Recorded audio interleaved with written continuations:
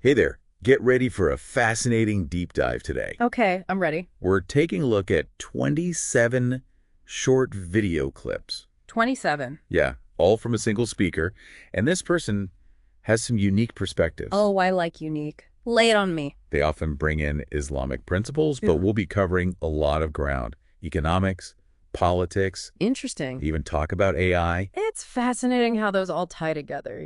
Right. It's like a whole worldview they're laying out, not just isolated ideas. Exactly. A worldview. And that's what makes this deep dive so interesting, I think. We want to understand, like, the core of their arguments. Yeah. See what we can learn from them. See what kind of questions they raise. I mean, are you ready to have your assumptions challenged? Oh, absolutely. And I think that's a great point. How do we approach something that challenges so many of our preconceived notions? Right. It's a delicate balance Yes. between staying critical, Yeah. but also keeping an open mind. One of the first things that jumped out at me was this speaker's take on voting. Okay, voting. Yeah. They actually argue that voting based on favoritism is a form of corruption. Whoa. What do you make of that? Well, it's certainly provocative, and they use this really interesting example to illustrate it. Imagine Elon Musk Okay, yeah. giving $1 million every day Wow. to anyone who could prove they voted for Donald Trump. It's almost like a thought experiment. Yeah. You know, Oh. like suddenly you have to ask yourself, am I voting for this person because I truly believe in their policies? Or am I being swayed by something else? Exactly. Oh, It forces you to examine your motivations. for sure. And it raises questions about, like, the influence of money in politics. Absolutely. This speaker goes even further. They suggest that voters should have to justify their choices, Just like actually explain interesting. their vote logically Logically, okay. and demonstrate how it benefits society in the long run. So no more just voting for someone because you like their personality.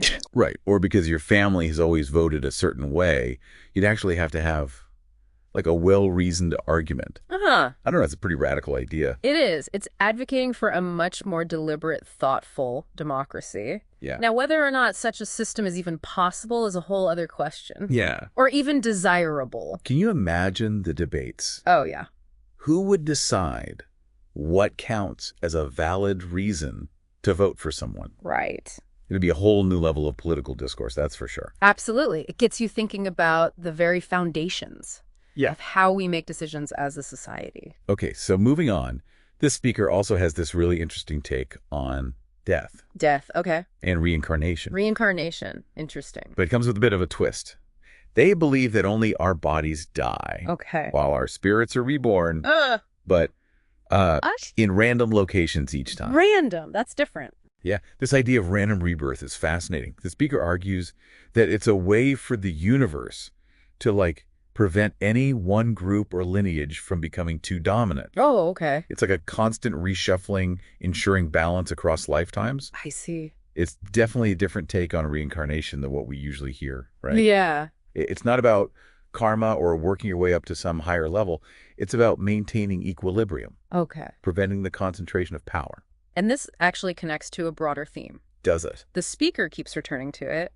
The importance of the collective good. The collective good, yeah. If we're all interconnected and constantly being reborn into different circumstances, Yeah. wouldn't it make sense to prioritize the well-being of the whole rather than just our individual selves? That makes sense. And it leads right into another big idea they explore, Okay, what's that? pride or ego, and how it might prevent us from truly embracing that collective good.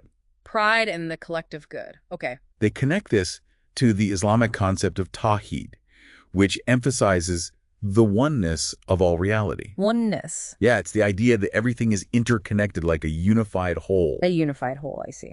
So they ask, if we truly believed in this interconnectedness, Yeah. would we hold on so tightly to our individual desires and ego? And then they bring it back around to how systems like capitalism actually encourage that ego, that sense of me first. Yeah.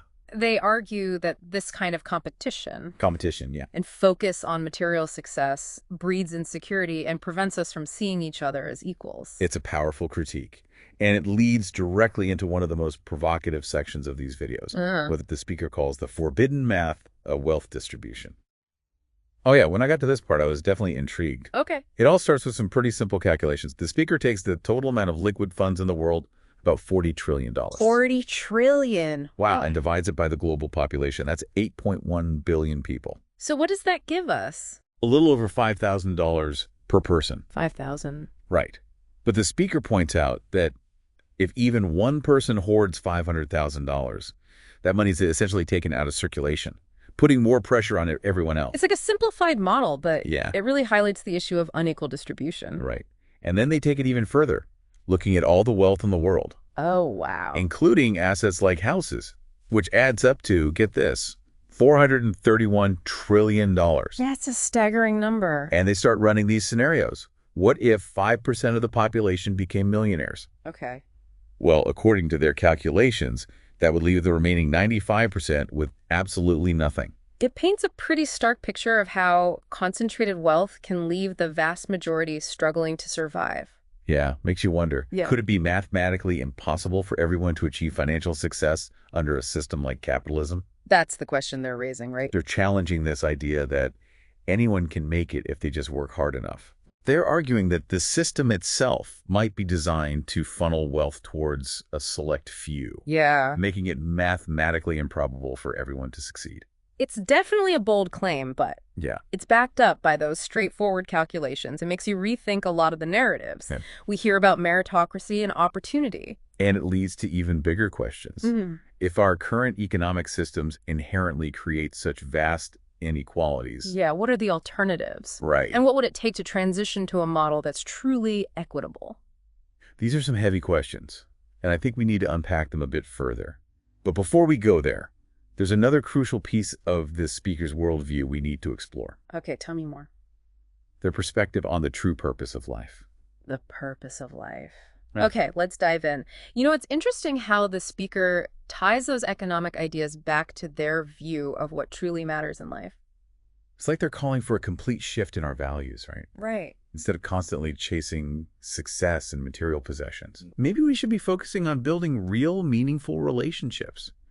They seem to be arguing that those are the things that truly make life worth living. And they see capitalism as like a major obstacle to that. Really? It's a system that encourages competition and self-interest, Yeah. often at the expense of collaboration and compassion. You're constantly being told to climb the ladder, get ahead, Yeah. even if it means stepping on others along the way. I think a lot of people can relate to that feeling of being caught in that rat race, Yeah, that constant pressure to achieve and acquire more. absolutely. But what's the alternative?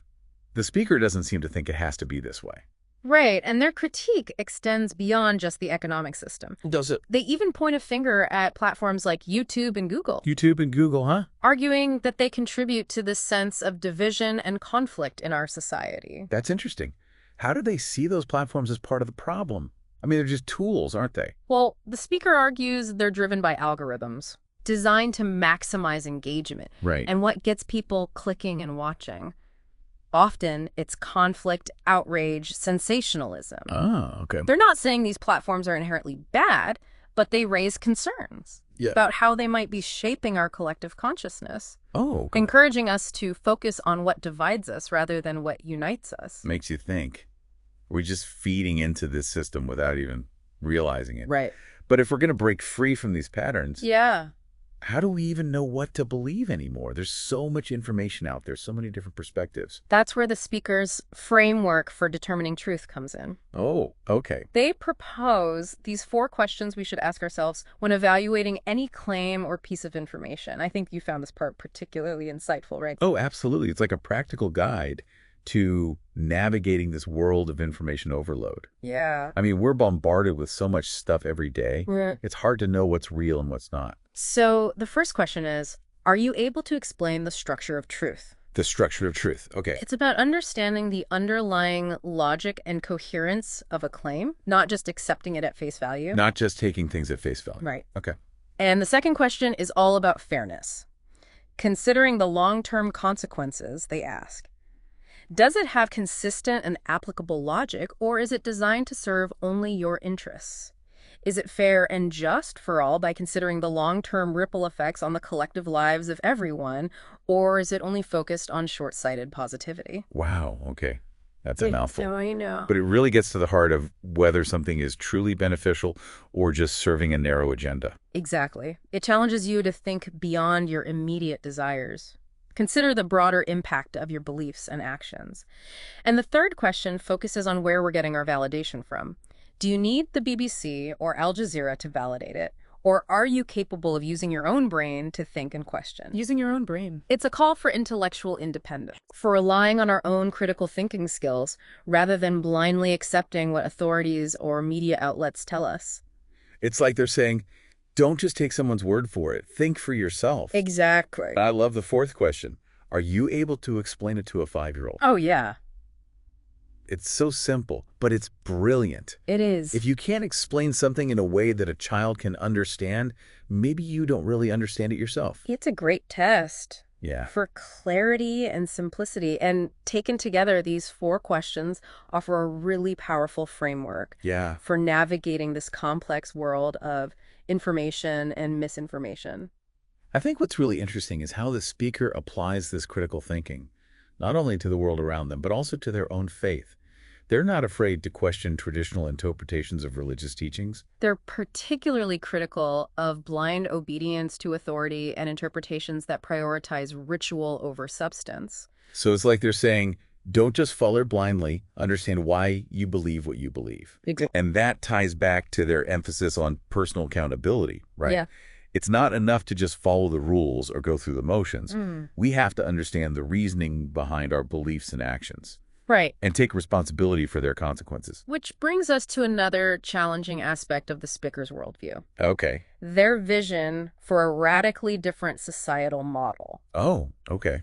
They advocate for a world without borders or competition, where resources are shared freely and individuals are free to pursue their passions without the constant pressure of financial struggle. It's a pretty utopian vision, isn't it? It is. And talk about a world where everyone works a maximum of 3.5 days a week, leaving plenty of time for family, personal pursuits, and even what they call introspection days. Introspection days, huh? Can you imagine? It's certainly a radical departure from the way things are now. For sure. They imagine a global system of shared housing, healthcare, and balanced work schedules. All guided by AI that prioritizes fairness and the well-being of all. It raises all sorts of questions, though. Like what? Is it even feasible? Yeah, good question. What about individual freedom? Are there potential downsides we haven't considered?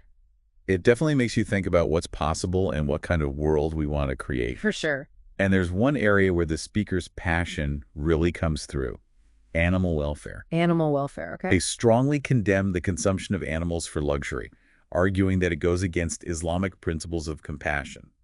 And it sets a dangerous precedent for oppressing the vulnerable. I see. They see it as teaching children to devalue life and normalizing a mindset that can lead to all sorts of cruelty and exploitation. It's like they're asking, if we're willing to disregard the suffering of animals for our own pleasure, what's to stop us from doing the same to other humans we deem lesser than ourselves? That's a good point. It's a sobering thought, and it challenges us to examine our own ethical choices and the impact they have on the world around us. The speaker even proposes making 2025 the year of compassion. The year of compassion. Urging a global shift away from egotism and towards empathy and cooperation. What do you think about that? Is that even a realistic goal? Well, it's certainly ambitious. They lay out this step-by-step path of egotism, illustrating how disagreements can escalate into division, frustration, tension, conflict, and ultimately self-destruction. Wow. They see AI as playing a crucial role Okay. in either exacerbating or mitigating these risks, depending on how we choose to develop and utilize these powerful technologies. So they're basically arguing that our collective future hinges on our ability to transcend our egotistical impulses Yeah. and embrace a more compassionate, collaborative approach. Right. It's a powerful message. But I wonder, how do we actually put these ideas into practice? That's the big question, isn't it? Yeah. And it brings us back to the importance of independent thinking and questioning authority. The speaker's own journey is a testament to the power of challenging conventional wisdom and speaking truth to power, even when it comes at a personal cost. They really encourage us all to cultivate that same spirit of inquiry, become, as they put it, shepherds of our own lives. Yeah. It's about taking responsibility Yeah. for our choices, Right. recognizing the impact we have on the world. It's been quite a journey, hasn't it? We've covered so much ground, We have. from voting systems and reincarnation Yeah. to wealth distribution and animal ethics. It's a lot to process. It is. Some of it's definitely challenging, even unsettling. What stands out to you from all of this? For me, one of the biggest takeaways is this idea of interconnectedness. Yeah. Something the speaker emphasizes again and again, Definitely. that our actions have ripple effects that extend far beyond ourselves. Whether we're talking about reincarnation, wealth inequality, or even the potential impact of AI. It all comes back to recognizing our shared humanity and the responsibility we have to create a world that works for everyone. It's not just about understanding it intellectually, though. Right. It's about living in a way that reflects that understanding. Yeah. That's where the speaker's vision of a world without borders, where resources are shared freely and people can pursue their passions without constant financial pressure, really comes into play. It's a radical departure from the systems we're used to. It almost sounds too good to be true, doesn't it? It does. A world without poverty, without competition, where everyone has the opportunity to thrive. Is that even possible? It's a vision that challenges us to imagine a very different future. Yeah. One based on cooperation, compassion, and a deep respect for all forms of life. Whether or not it's achievable, I think the speaker would argue that it's a future worth striving for. And ultimately, that brings us back to the importance of independent thinking and challenging authority. This speaker's own life is a testament to the power of questioning conventional wisdom and speaking truth to power, even when it's difficult or unpopular.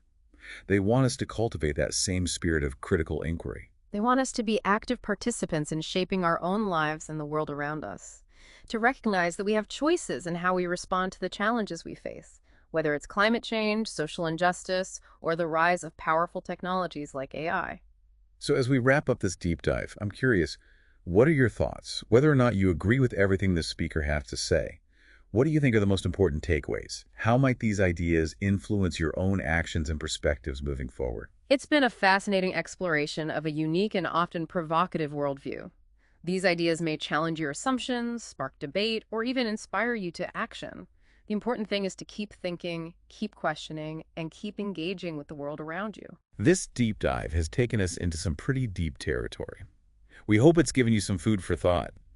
Maybe even inspired you to see the world a little differently. Remember, the journey of understanding is an ongoing process. Keep exploring, keep learning, and keep challenging yourself to grow. Thanks for joining us on this deep dive. And until next time, keep asking those big questions.